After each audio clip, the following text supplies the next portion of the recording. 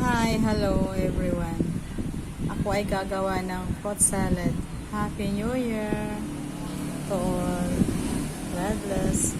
Ito po yung sangkap ko ng fruit salad.